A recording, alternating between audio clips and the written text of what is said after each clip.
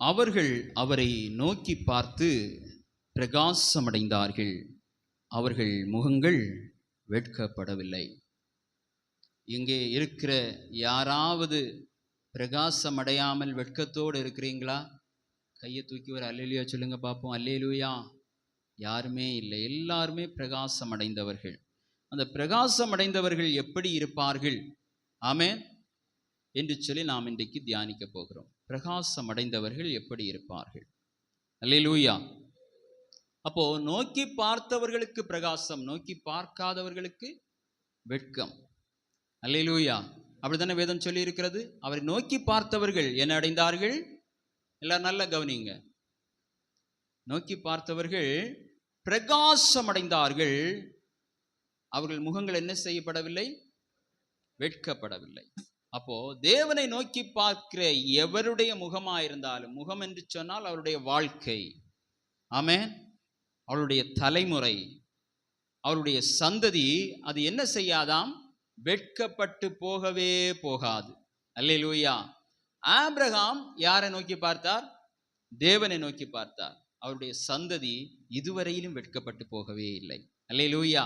உண்மையாய் யார் நோக்கி பார்க்கிறார்களோ அவர்களுடைய சந்ததி, அவருடைய தலைமுறை வெட்கப்பட்டு போவது இல்லை. ஆமென்.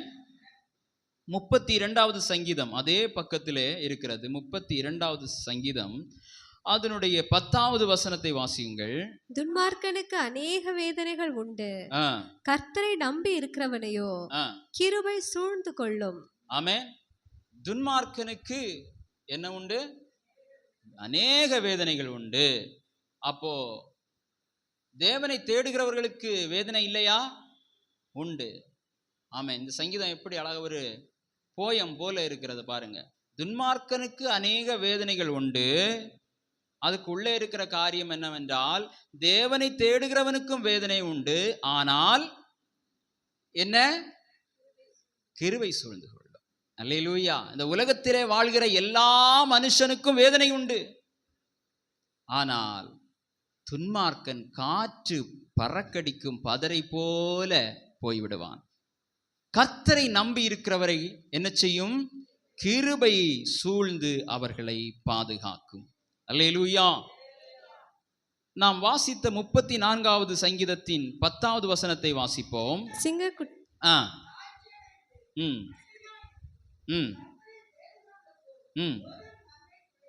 ஆமென். அப்போ ராஜாக்களுடைய பிள்ளைகள் கூட ஒரு காலத்திலே பட்டினியாயிருப்பார்கள், ஒரு காலத்திலே நோயுற்றிருப்பார்கள், யாருடைய உதவியும் இல்லாமல் அவர்கள் இருப்பார்கள். ஆனால் கர்த்தரை தேடுகிறவர்களுக்கு 3 காரியங்கள். எதெல்லாம் சொல்லுங்க? முகங்கள் சொல்லுங்க. என்ன பார்த்துட்டே இருக்கீங்க? முதல் காரியம் என்ன? முகம் என்ன செய்யாது? வெட்கப்படாது. 2வது கிருபை சூழ்ந்து கொள்ளும். 3வது ஒரு நன்மையும் குறைவுபடாது. அப்ப இது பாக்கியம் தானே? ஆமென். அல்லேலூயா. இந்த காரியத்தை நாம் செய்யலாமே. எல்லாரும் ஆண்டவரை நாம் நோக்கி பார்க்கலாமே.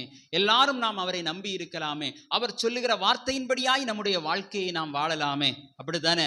ஆமான்னு சொல்றவங்க ஒரு அல்லேலூயா சொல்லுங்க பார்க்கலாம். இயேசு சொல்லுகிற வார்த்தையின்படியாக என்னுடைய வாழ்க்கையை வாழ நான் ஆசைப்படுகிறேன்னு சொல்றவங்க ஒரு அல்லேலூயா சொல்லுங்க. நம்ம செய்திக்குள்ளாக போயிடலாம். ஆமென். அப்போ இயேசு தம்முடைய அப்போஸ்தலர்களை கொண்டு எழுதினதானே அழகான ஒரு நிருபம் இருக்கிறது. கொலேசேருக்கு எழுதினதான நிருபத்தை எடுத்துக்கொள்ளுங்கள். அதனுடைய 3வது அதிகாரம்.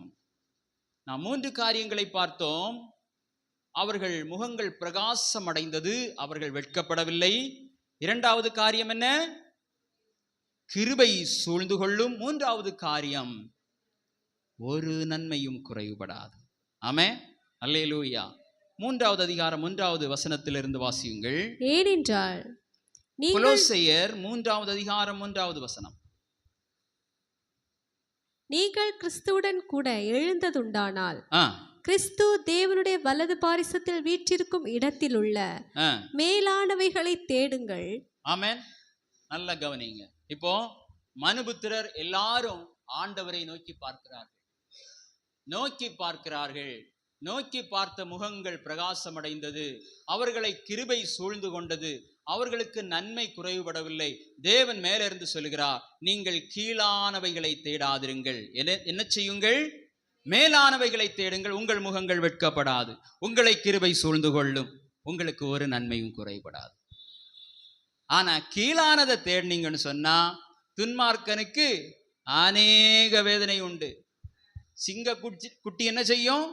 ஆமா, உலகத்துல சிங்கத்தை போல கிங்கா வாழ்வாங்க. எப்படி வாழ்வாங்க?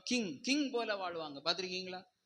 நம்ம ஊர்ல எல்லாம் சிலவர் ஆண்கள் எல்லாம் நகை போட்டிருக்கிறத பார்த்திருக்கீங்களா?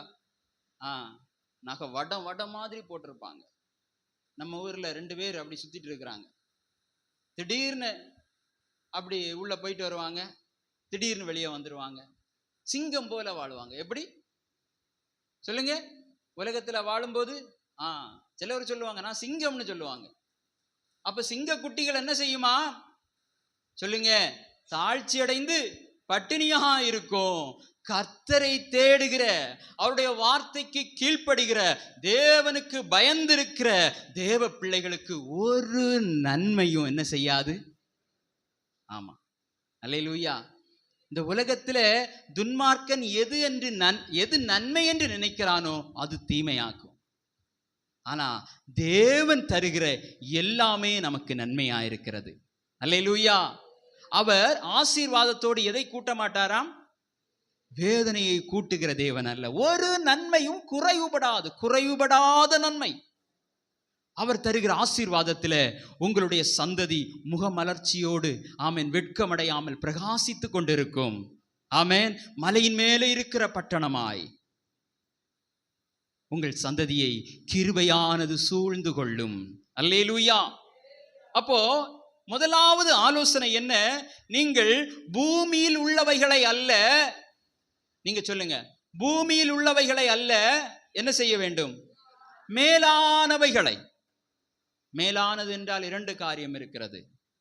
ஒன்று மேலே இருக்கிற பரலோக ராஜ்யத்தின் காரியங்கள், இன்னொன்று சிறந்த. ஆமென். மேலானதுன்னா என்ன? சிறந்த தானே. சிறந்த காரியம். சிறந்த காரியத்தை யார் கண்டுபிடிப்பார்? ஆமென். கர்த்தாவே, யார் உம்முடைய கூடாரத்தில் தங்குவான்? யார் உம்முடைய பரிசுத்த பர்வதத்தில் வாசம் பண்ணுவான்?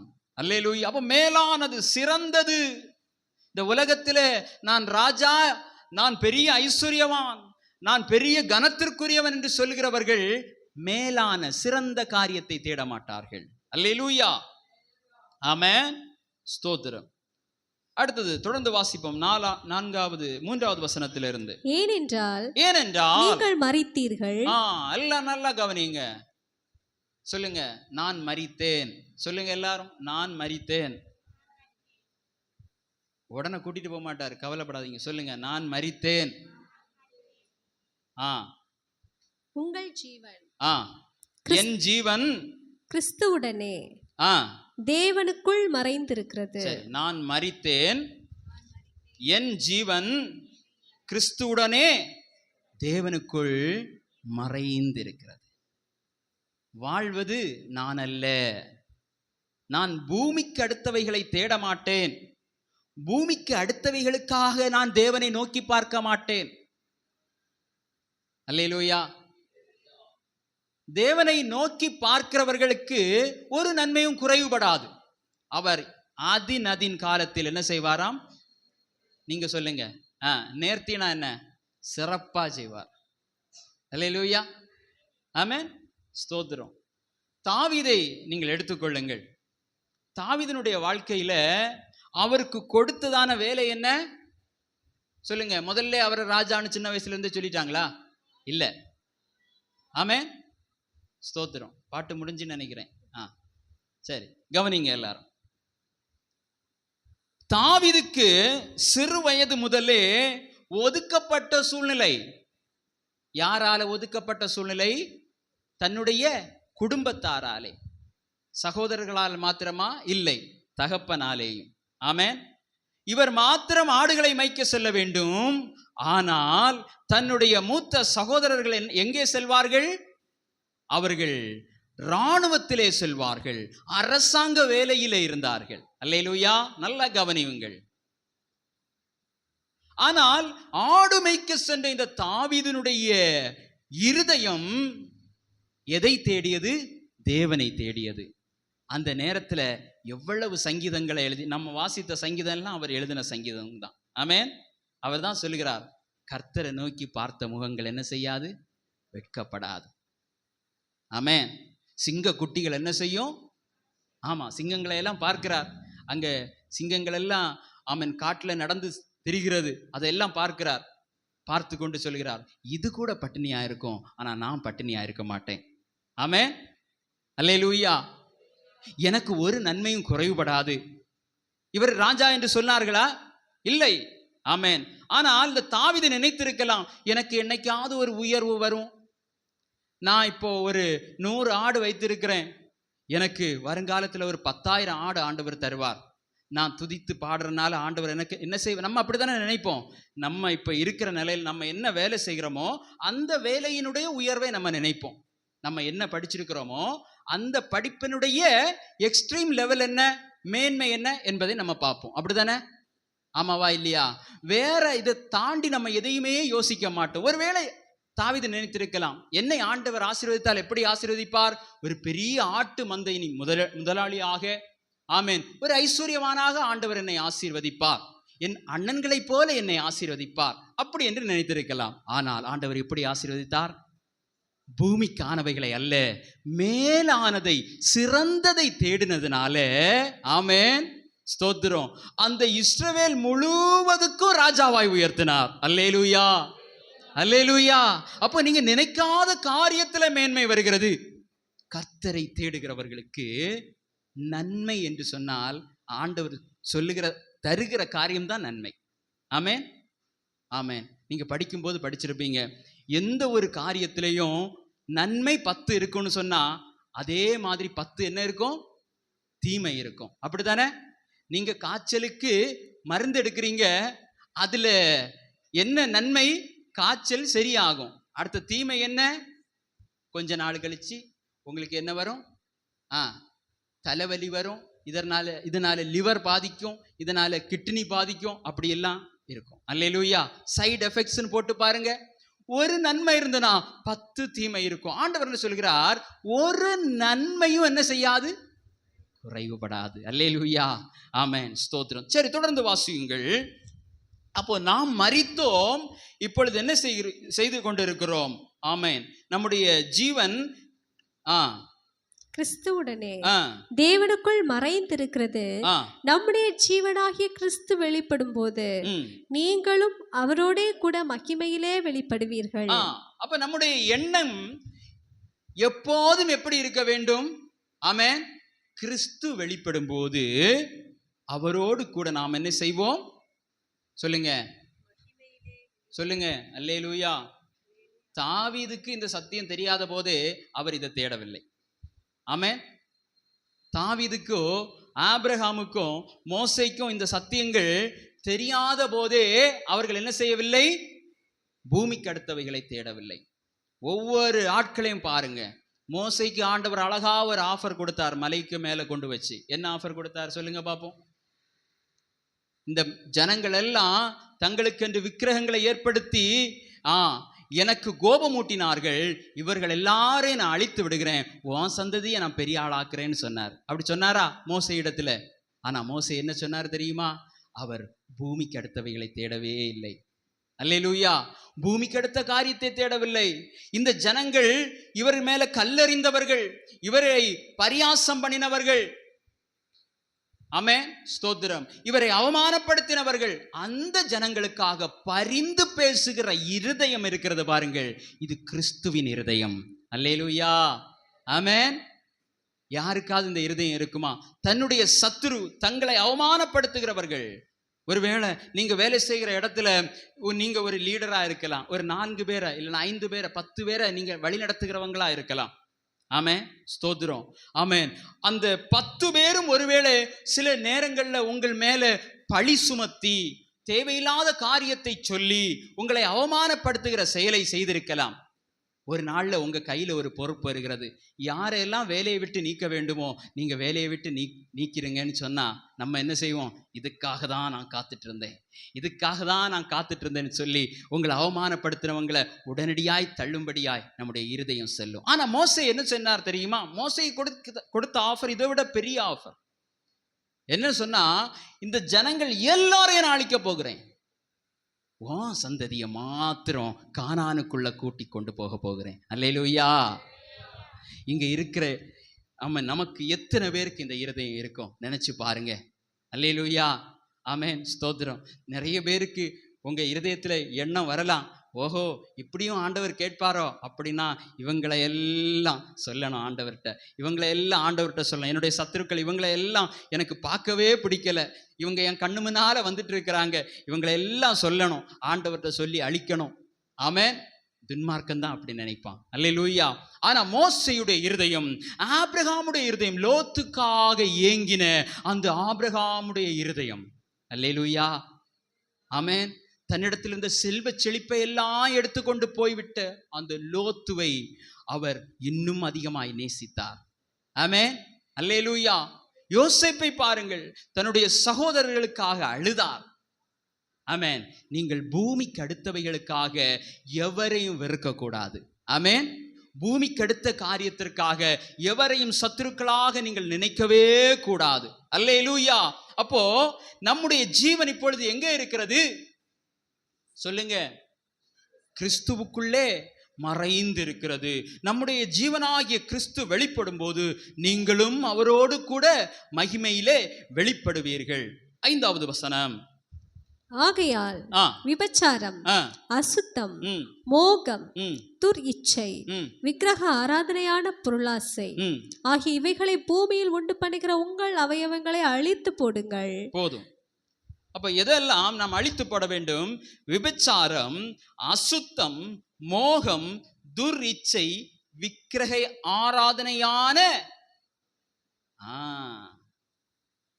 பொருளாசை இல்லாதவங்க எல்லாம் ஒரு அல்லேலூயா சொல்லுங்க பார்க்கலாம். அல்லேலூயா. பொருளாசை. அப்ப விக்கிரக ஆராதனைக்காரர் இல்லையா? பொருளாசைனா என்ன? விக்கிரக ஆராதனை. விக்கிரகத்தை பார்த்து வழிபடுகிற ஆராதனை இங்க சொல்லவில்லை, பொருளாசையே விக்கிரக ஆராதனை. அப்ப நீங்க எல்லாம் சொன்னீங்க, எனக்கு பொருளாசை இல்லைன்னு சொல்றவங்க அல்லேலூயா சொல்லுங்க. அல்லேலூயா. கர்த்தரை தேடுகிறவர்களுக்கோ அந்த வசனத்துக்கும் அல்லேலூயா சொல்லுவோம். எங்களுக்கு ஒருவேளை இல்லைன்னு சொன்ன ஆண்டவர் எழுதிடக்கூடாது, என்னுடைய மகனுக்கு என்னுடைய மகளுக்கு உங்க பேரை போட்டு பொருளாசை இல்லை இனி கொடுக்க கூடாது அப்படி எழுதிடலாம் இல்லையா? ஆமென். 2வது வசனத்தை வாசிங்க. இவைகளின் பொருட்டே கீழ்ப்படியாமல். 2வது வசனத்தை வாசிங்க. பூமியில் உள்ளவைகளை அல்ல மேலானவைகளையே நாடுங்கள். அல்லேலூயா. மேலான சிறந்த சிறந்த ஆபிரகாம் எதை தேடினார்? ஆபிரகாமுக்கு செழிப்பான இடம், மலையும் மலை சார்ந்த இடமும், கடலும் கடல் சார்ந்த இடமும், செழிப்பான இடம், கண் பார்வைக்கு என்ன அழகா இருக்கிறது. கொடுத்து விட்டார். யாருக்கு கொடுத்து விட்டார் சொல்லுங்க? யாருக்கு? ஆமென். அவர் யாரு? கூட பிறந்தவரா? யாரு? சகோதரனுடைய மகனுக்கு கொடுத்து விட்டார். ஒருவேளை அவர் கேட்டிருக்கலாம், சரி இதுல பாதி உனக்கு பாதி எனக்கு, நான் அப்பப்போ வருவேன் அங்க, அப்படி சொல்லி இருக்கலாம். இல்ல இல்ல, நீ அங்க போனா நான் என்ன செய்கிறேன்? நான் இங்க போறேன், உனக்கு எதுப்பா வேணும்? ஆனா ஆபிரகாமுக்கு எல்லா உரிமையும் இருந்தது. இவர் யார்? இவர் பெரியப்பா. லோத்துவுக்கு யாரு? பெரியப்பா, பெரிய ஆள். அவரு ஒரு தகப்பனை போல. அவர் கொடுக்கிறது தான் பாகம். ஆமென். அவர் கீழானதை தேடவில்லை. ஆமென். ஒருவேளை லோத்துவுக்கு அதை கொடுத்திருந்தா அவரு காலம் ஃபுல்லா முறுமுறுத்துட்டே இருந்திருப்பாரு. ஆமென். செழிப்பான இடத்துல கொண்டு விட்டதுக்கு அந்த இடத்தை அவ்வளத்தையும் அழித்த பெருமை யாருக்கு சேரும்? லோத்துவுக்கு சேரும். இந்த வறண்ட இடத்தை செழிப்பாய் மாற்றின பெருமை யாருக்கு சேரும் சொல்லுங்க? ஆபிரகாமுக்கு சேரும். கர்த்தரை தேடுகிறவர்களுக்கோ ஒரு நன்மையும் குறைபடாது. சிங்க குட்டிகள் செழிப்பான இடத்துல இருக்கிறவர்கள் ஓடுகிறார்கள் மலையை பார்த்து. ஆமென், அல்லேலூயா. ஆனா அவர்களை என்ன சூழ்ந்து கொண்டது? கிருபை சூழ்ந்து கொள்ளும். அல்லேலூயா. அப்போ ஒருக்கா கூட நம்ம இருதயத்துல ஆமென் பொருள் ஆசை, எந்த மனுஷனுக்கும் இருக்கிற ஆசை என்ன ஆசை? பொருள் ஆசை. பொருள் ஆசைனா என்ன என்றால், நீங்க தெரியாம ஒருவேளை அல்லேலூயா சொல்லலன்னு நினைக்கிறேன். ஆமென். நான் சொன்ன எல்லாருக்குமே ஆண்டவர் பொருட்களை கொடுத்து ஆசீர்வதித்தார். அப்படிதானே? ஆபிரகாமுக்கு பொருள் கொடுக்கலையா? அப்படிதானே? ஆமென். அவர் செல்வ சீமானா இருந்தார். அடுத்தது யார சொன்ன? யோசேப்பு. யோசேப்பு எப்படிப்பட்ட சீமான்! அல்லேலூயா. எகிப்தில ராஜாவை போல, இந்த எகிப்து தேசத்தின் கொழுமை செழுமை உன்னுடையது என்று அந்த ராஜா சொன்னார். சொன்னாரா? ஆமென். கர்த்தரை தேடுகிறவர்களுக்கு நீங்க பொருளை தேடி போனா அதுல வேதனை உண்டு. நீங்க செல்வத்தை தேடி போனா ஆமென் அங்க வறுமை உண்டு, அங்க கஷ்டம் உண்டு, அங்க துன்பம் உண்டு. ஆனா கர்த்தருடைய ஆசீர்வாதத்துல என்ன இல்லை? வேதனை இல்லை. தாவீதுக்கு கொடுத்த ஆசீர்வாதத்தை பாருங்க. எத்தனை ராஜ்யத்தின் மகிமை! அவர் ராஜாவா இருந்தார். அல்லேலூயா. நமக்கு நேரம் போதாது, தொடர்ந்து வாசிப்போம். 5 வாசியுங்கள். ஆகையால் விபச்சாரம், அசுத்தம், மோகம், இச்சை, விக்கிரக ஆராதனையான பொருளாசை ஆகிய இவைகளை பூமியில் உண்டு பண்ணுகிற உங்கள் அவயவங்களை அழித்து போடுங்கள். அப்போதுதான் உங்கள் முகம் பிரகாசம் அடையும். Condition supply. என்ன செய்யும்? இதெல்லாம் அழிச்சாதான் என்ன செய்யும்? முகம் பிரகாசம் அடையும். சும்மா நோக்கி பார்த்த உடனே பிரகாசம் அடையாது.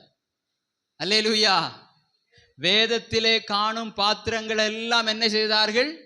இவை எல்லாவற்றையும் வெறுத்தார்கள், அவர்கள் முகங்கள் பிரகாசம் அடைந்தது.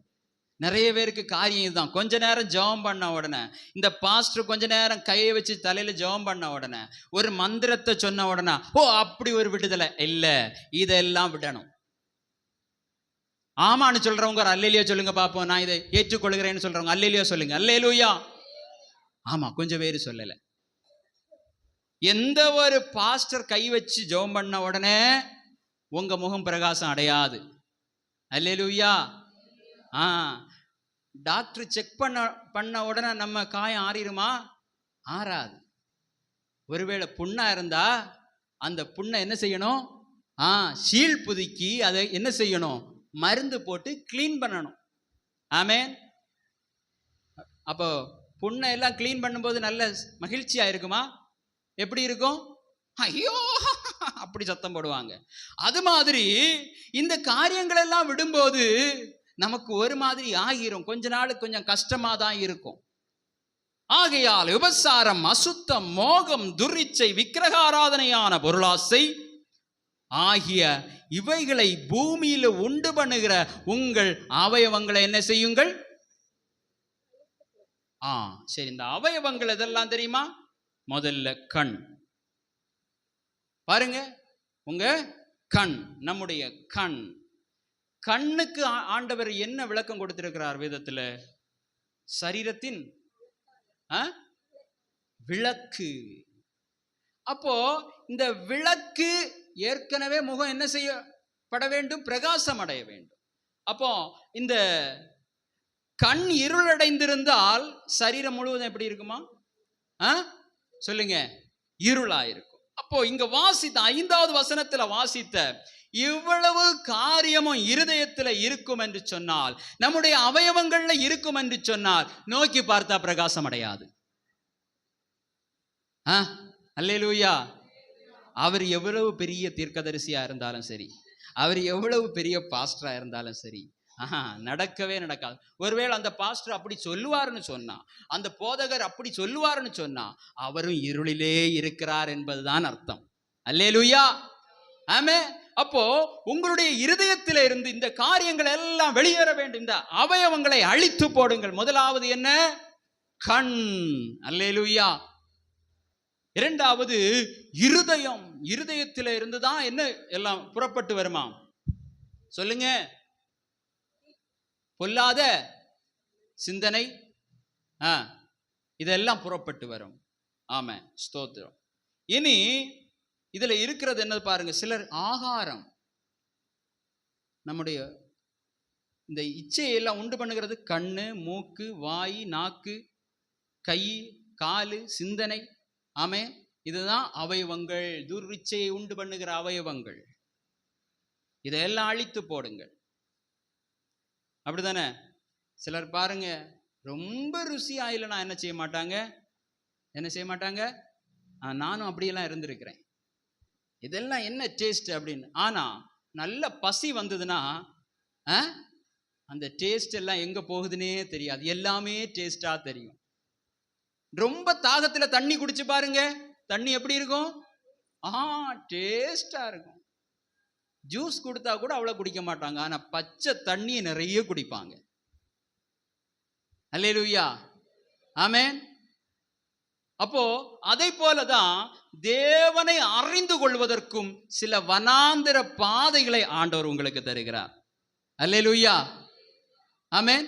தேவனை அறிந்து கொள்வதற்கு சில உபத்திரவங்களை ஆண்டவர் உங்களுக்கு தருகிறார். அப்போ என்ன சொல்லணும்? முறுமுறுக்க கூடாது.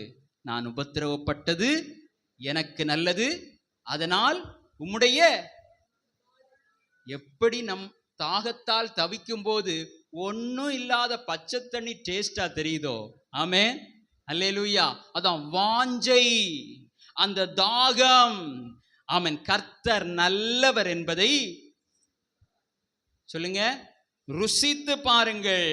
ஆமென், ஸ்தோத்திரம். அதனால நான் உபத்திரவப்பட்டது நல்லது, நான் இப்ப இருக்கிற நெருக்கம் எனக்கு நல்லது ஆண்டவரே, அதனால்தான் உம்முடைய வசனங்களை நான் கற்றுக்கொள்கிறேன், அதனால்தான் நான் உம்மை தேடுகிறேன், அதனால்தான் நான் உம்மை அறிந்து கொண்டேன். அல்லேலூயா, ஸ்தோத்திரம். அப்போ இவைகளை உண்டு பண்ணுகிற உங்களுடைய அவயவங்களை அழித்து போடுங்கள்.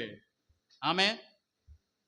இனி உணவு டேஸ்டா இல்லாம இருந்தாலும் நான் சாப்பிடுவேன்னு சொல்ற பிள்ளைங்க எல்லாம் ஒரு அல்லேலூயா சொல்லுங்க பார்க்கலாம். அல்லேலூயா. டேஸ்ட் டேஸ்ட் சொல்லுங்க. உங்ககிட்ட தான் கேட்கிறேன், எல்லாரும் சேர்ந்து சொல்லுங்க. ஆண்டவர் நமக்கு உணவு தருகிறவர் யார் சொல்லுங்க?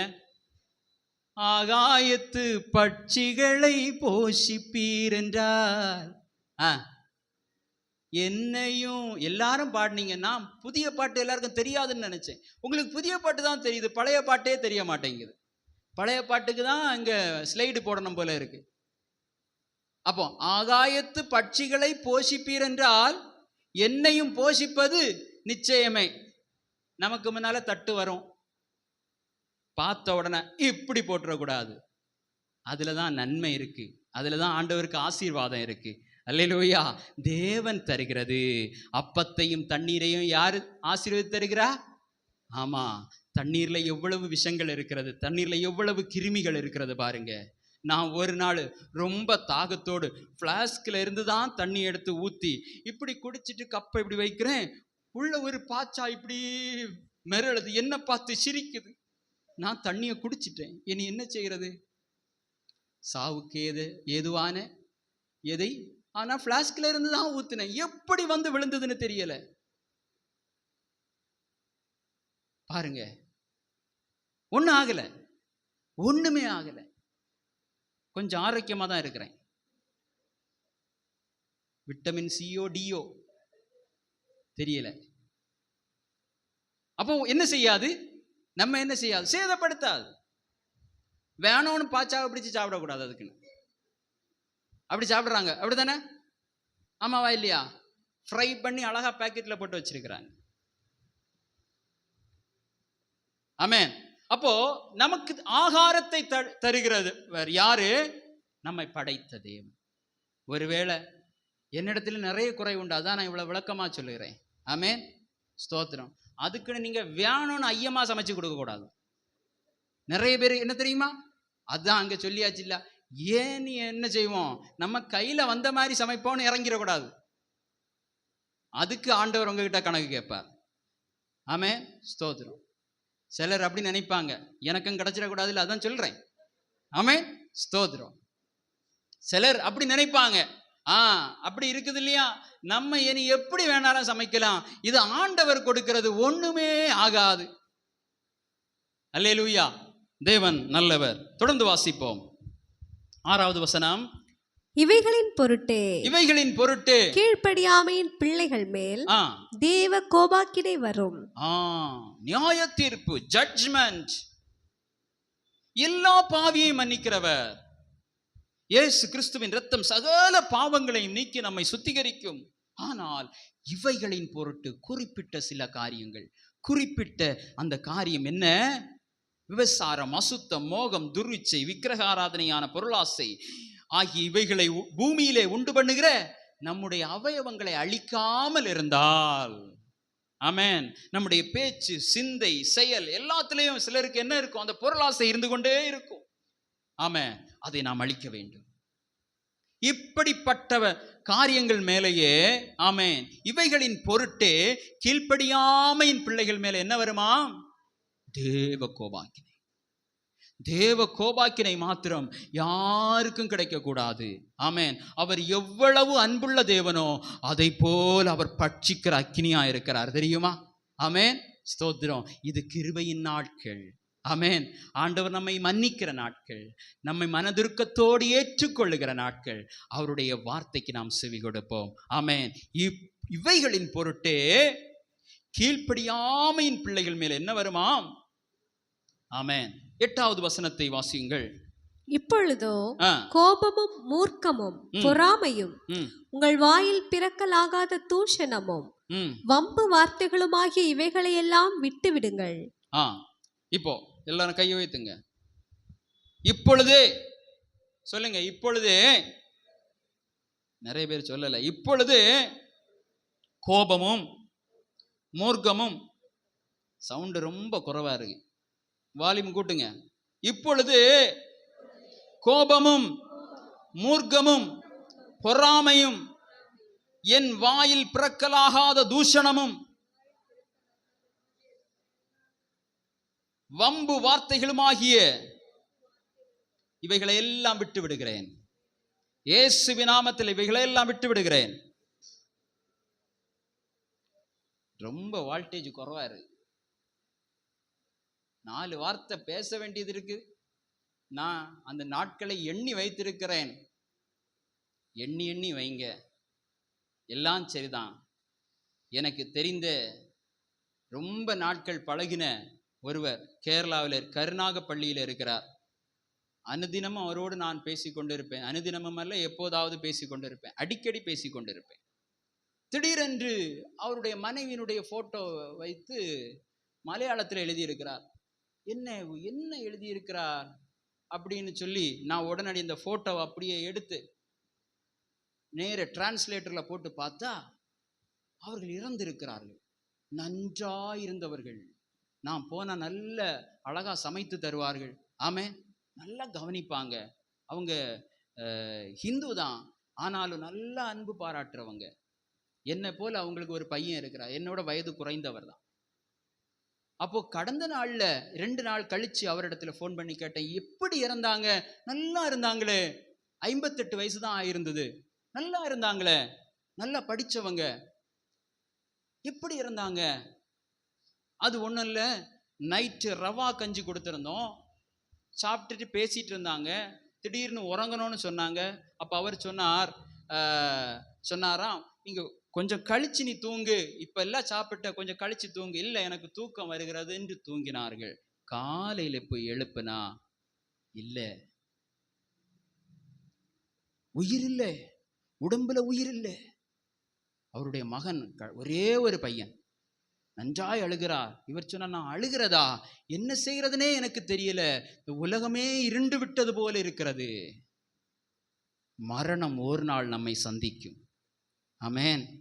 எனவேதான் இப்படிப்பட்ட தேவனுக்கு பிரியமில்லாத காரியங்களை விட்டு விடுவோம். ஆமென். எதனால நம்ம மேல தேவ கோபாக்கினை வருமோ அந்த காரியங்களை விட்டு விடுவோம். நம்முடைய ஜீவன் எப்போ போகும்னு தெரியாது. ஆமென். அப்படித்தானே? நம்ம ஜீவன் எப்போ போகும்னு தெரியாது. நீங்க தும்மும் போது ஹார்ட் நின்றுட்டு தான் வருது, தெரியுமா? ஹார்ட் ஸ்டாப் ஆயிட்டு தான் வருது. தும்மல் வரும் இல்லையா? நீங்க பாருங்க, தும்மல் வரும்போது கொஞ்சம் வித்தியாசமா இருக்கும். ஆமென். தும்மல் வரும்போது ஹார்ட் ஸ்டாப் ஆயிட்டு தான் வருது. நீங்க தூங்கும்போது என்ன செய்யுது? இருதயம் நிக்காம அடிச்சுட்டே இருக்கு. நீங்க சொல்ல வேண்டியதில்லை, அது அடிச்சுட்டே இருக்கு. நாசியின் சுவாசம் தேவன் கொடுத்தது. நின்று விட்டால் என்ன செய்வது? யாரிடத்துல போய் கேட்பது? அல்லேலூயா. இப்பொழுது சொல்லுங்க, இப்பொழுது கோபமும் மூர்க்கமும் பொறாமையும் என் வாயில் பிறக்கலாகாத தூஷணமும் வம்பு வார்த்தைகளுமாகிய இவைகளை எல்லாம் விட்டு விடுகிறேன். ஆண்டவர் உங்களை ஆசீர்வதிப்பார். உங்கள் பாவங்களை ஆண்டவர் மன்னிக்கிறார். அல்லேலூயா.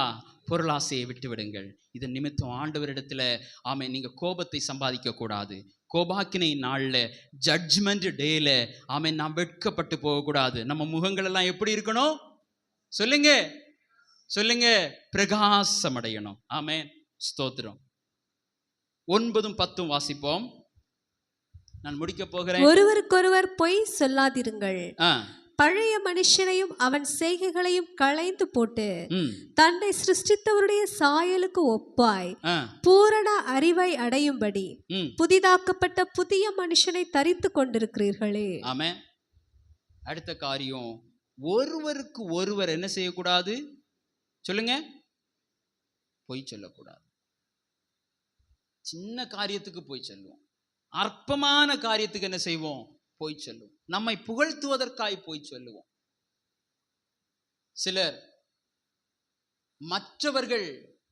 மற்றவர்களுடைய வாழ்வை அழிக்கும்படியாக பொய் சாட்சி சொல்வார்கள். இவை எதுவா இருந்தாலும் பொய் தான். வேதம் என்ன சொல்லி இருக்கிறது? ஒருவருக்கொருவர், உங்களுக்குள்ளே, சகோதரனுக்குள்ளே இருந்தாலும், தாய் தகப்பனிடத்தில் இருந்தாலும், உறவினர்களிடத்தில் இருந்தாலும், யாரிடத்தில் இருந்தாலும் என்ன செய்யக்கூடாது? பொய் சொல்வது என்பது பழைய மனுஷனுடைய சாயல். அதை களைந்து தன்னை சிருஷ்டித்தவருடைய சாயலுக்கு ஒப்பாய் பூரண அறிவடையும்படி புதிதாக்கப்பட்ட புதிய மனுஷனை தரித்து கொண்டிருக்கிறீர்களே. அல்லேலூயா. உங்களுடைய முகங்கள் பிரகாசம் அடைந்திருக்கிறது. ஆமென். இது பழைய சாயல் அல்ல, இது தேவ சாயல். ஆமென். தேவ சாயலை அடைந்தவர்கள். ஆமென், ஸ்தோத்திரம். தேவ சாயலை அடைந்து ரட்சிப்பின் வஸ்திரத்தை உடுத்தினவர்கள், அந்த கல்யாண வஸ்திரத்தை உடுத்தினவர்கள் யாரும் அழுகையும் பற்கடிப்புமான இடத்திற்கு என்ன செய்ய மாட்டார்கள்? போகவே மாட்டார்கள். ஆனா இந்த காரியங்கள் எல்லாம் இருதயத்தில் இருந்தா தேவ கோபாக்கினையின் நாள் வரும். அங்கே நம்முடைய மணவாளன் இவன் கல்யாண வஸ்திரம் தரிக்காமல் இருக்கிறான் என்று சொல்லி நம்மை பிடித்து எங்கே கொண்டு போடுவார்கள்? ஆனால் இவை எல்லாவற்றையும் களைந்து அவருடைய முகத்தை நோக்கி பார்க்கிறவர்கள் பிரகாசமடைவார்கள். ஆமென். அவர்களை ஆபத்து நாளிலே, ஆமென், அந்த தீங்கு நாளிலே அவர்களை கிருபை சூழ்ந்து கொள்ளும். அல்லேலூயா. நன்மையும் கிருபையும் அவர்களை தொடரும். நீடித்த நாட்களாய் கர்த்தருடைய வீட்டிலே என்ன செய்வீர்கள்? ஆமென், அல்லேலூயா, ஆமென், ஸ்தோத்திரம். அப்போ தேவனுடைய சாயல் அது வெறும் முக பிரகாசம் அல்ல. ஆமென். அது வெறும் முக பிரகாசம் அல்ல, முழுவதும் மறுரூபமான சாயல். அது தேவனுடைய சாயலாயிருக்க வேண்டும். ஆமென். என்னை காண்போர் உமை காண உம் சாயல் ஏனில் வேண்டும். இந்த பாட்டு கேட்டிருக்கீங்களா? 5 மணிக்கு எழும்புனா கேட்கலாம். காலையில யார் 5 மணிக்கு எழும்புவாங்களோ? ஆமென். யாரெல்லாம் எழும்புவீங்க? ஒரு அல்லேலூயா சொல்லுங்க பார்க்கலாம். அல்லேலூயா. ஆமென். சிலர் 2 மணிக்கு தான் தூங்க போகிறது. அப்ப எப்படி 5 மணிக்கு எழும்புகிறது? அப்படிதானே? என்னை காண்போர் உமை காண உம் சாயல் ஏனில் வேண்டும். ஹல்லேலூயா. அப்படி எல்லாரும் எழுந்து நிற்கலாமா? ஆமென். ஸ்தோத்திரம், ஸ்தோத்திரம், ஸ்தோத்திரம், ஸ்தோத்திரம். ஓ, அவரை நோக்கி பார்த்த முகங்கள் எல்லாம் பிரகாசம் அடைந்தது. தன்னை சிருஷ்டித்தவருடைய சாயலுக்கு ஒப்பாய், தேவ சாயலாய், ஆமென், நாம் மறுரூபமாக வேண்டும். இப்பொழுதே நாம் மரித்திருக்கிறோம். இப்பொழுதே நாம் கிறிஸ்துவோடு சிலுவையிலே அறையப்பட்டிருக்கிறோம். நம்முடைய ஆசை இச்சைகள் எல்லாவற்றையும் கிறிஸ்துவோடு நாம் சிலுவையிலே அறைந்து விட்டோம். இனி வாழ்வது நாம் அல்ல, அவரே நமக்குள்ளே வாழ்கிறார். அல்லேலூயா, அல்லேலூயா. நான் மரித்தேன், என் ஜீவன் கிறிஸ்துவுடனே தேவனுக்குள் மறைந்திருக்கிறது.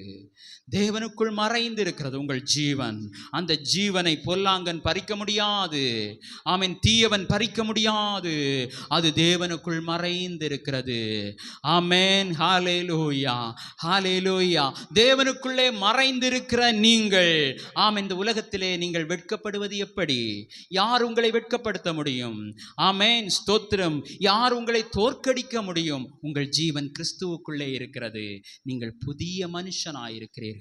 தேவ சாயலை பெற்றிருக்கிறீர்கள். ஹல்லேலூயா, ஹல்லேலூயா, ஹல்லேலூயா. அந்த நாளும் நெருங்கிடுதே